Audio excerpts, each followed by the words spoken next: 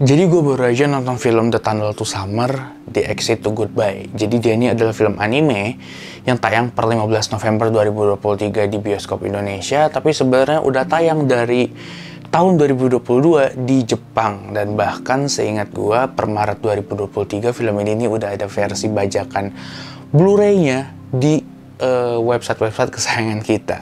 Yang mana harusnya kita mikir kayak, oh ya udah mending nonton langsung Blu-ray-nya aja daripada nonton di bioskop, nyampe-nyampein ngabisin uang. Tapi ketika gue coba tonton film ini tanpa ekspektasi dan bahkan gue nggak tahu film ini tentang apa, gue ngerasa bersyukur gue bisa nonton film ini di bioskop. Kenapa? Tentu karena yang pertama production value-nya. Ya menurut gue ini adalah tipikal film-film romance fantasi yang mirip kayak Uchiage Hanabi ataupun karya-karyanya Makoto Shinkai yang tipikal anime-anime estetik yang indah untuk dinikmat. Gambarnya ciamik banget, komposisi cahayanya enak dilihat, desain-desain karakternya bagus, apalagi dia ngedukung karakter ceweknya tuh tipikal yang lugas, galak, tapi punya sisi yang menarik untuk kita ulik gitu. Dan juga gambarnya yang lumayan konsisten, jadi ya enak dinikmati. Habis itu soundtracknya juga yang untungnya hampir sebagian besar lagu di film ini lumayan cocok sama selera gue. Jadi bisa dibilang soundtracknya gue lumayan suka lah. Dan juga gimana cara mereka nyajiin cerita yang sebenarnya sederhana dan standar fantasi romance kebanyakan gitu. Dibikin gimana caranya tetap dapat gue nikmati dan ya gue nyampe lumayan into it banget gitu pas nonton ceritanya. Ceritanya ini sederhana tentang dua karakter gitu ya. Ada cowok namanya Kaoru, ada cewek namanya Anzu. Mereka berdua itu tinggal di sebuah desa yang punya mitos ada sebuah terowongan yang bisa ngabulin segala keinginan.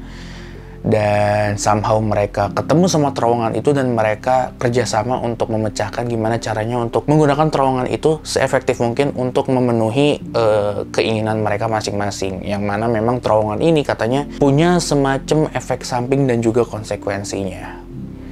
Dan ya romansnya berkembang seiring mereka melakukan eksplorasi terhadap terowongan, berkenalan satu sama lain dan sebagainya. Ya sederhana banget, tapi dari semua aspek dari anime ini somehow bikin gue lumayan menikmati bagaimana perkembangan kedua karakter itu.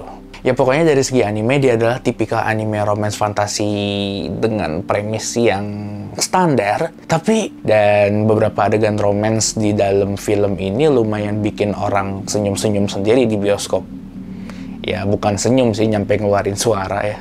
Film ini berhasil ngebawa kita untuk perhatian sama konfliknya, bikin kita mau ikutin konfliknya berjalan kayak gimana, bikin kita berempati sama kedua karakter ini, dan bikin kita ikut ngerasa lega gimana konflik di anime ini terselesaikan. Nah, selain production value, gue juga ngerasa kalau misalnya anime ini ngasih beberapa nilai-nilai yang entah kenapa gue ngerasa relate gitu untuk gue saat ini, dan gue ngerasa ini patut jadi bahan kontemplasi gue. Yang gue rasakan, anime ini menggambarkan kepada gue bahwa ya bukan main-main yang namanya impian dan tujuan hidup itu pasti akan selalu ada dengan konsekuensinya dan juga perjuangan yang harus kita lakukan untuk mendapatkan itu. Nggak bisa enggak gitu, baik dari hal sederhana sampai hal besar. Dan film ini juga ngegambarin gimana sebuah kehilangan itu gak harus selalu ditangisi, gak harus selalu disesali, gak harus selalu pengen itu kembali gitu. Ada kalanya harus kita relakan karena akan ada hal lebih baik yang menanti kita.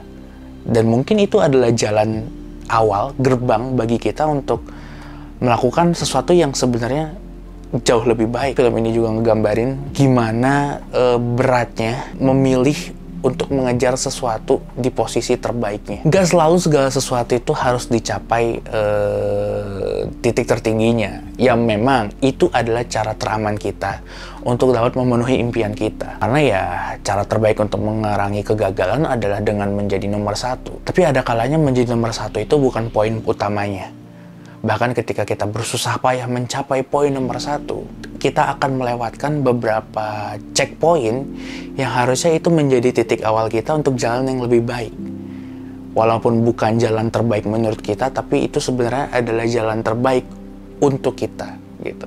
Ya mungkin tuh bisa menjadi gambaran dari kata-kata yang bilang kalau misalnya rencana Tuhan itu lebih baik daripada rencana kita gitu. Dan dari bagaimana kedua karakter di film ini berusaha bersusah payah untuk memenuhi impiannya masing-masing, gue ngeliat bahwa gak semuanya itu selalu tentang akhirnya. Gak semua apa yang kita lakukan seumur hidup kita ini harus diakhiri dengan tujuan kita yang terpenuhi. Nggak bisa dikatakan kita berhasil bahagia ketika kita berhasil mencapai apa target kita. Ada kalanya justru yang membuat kita bahagia, yang membuat kita lebih baik adalah prosesnya. Prosesnya, orang-orang yang kita sayangi, yang kita temui di perjalanannya, dan hikmah dari semua itu. Kebahagiaan itu nggak harus tentang tujuan akhir, tapi juga tentang prosesnya. Dan anime ini juga ngegambarin bahwa yang namanya waktu itu kadang lebih berharga daripada tujuan akhir itu sendiri. Ya, menurut gue pesan-pesan ini cocok sih untuk orang-orang yang lagi gila-gilanya mengejar impian, lagi merasa nggak berdaya, nggak berguna ketika apa yang ditujunya belum terpenuhi gitu.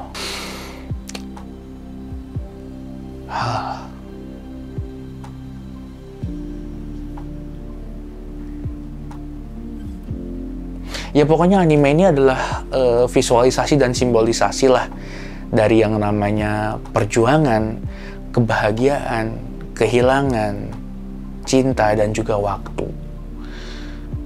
Isinya hal-hal klise, mungkin kalau yang gue omongin tadi itu klise gitu, kesimpulan yang klise, tapi ya coba tonton sendirilah, mungkin bisa jadi bahan renungan bersama gitu. Damn.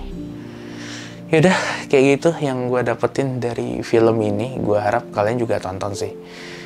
Ya, ceritanya lurus, sederhana, tapi indah untuk dinikmati.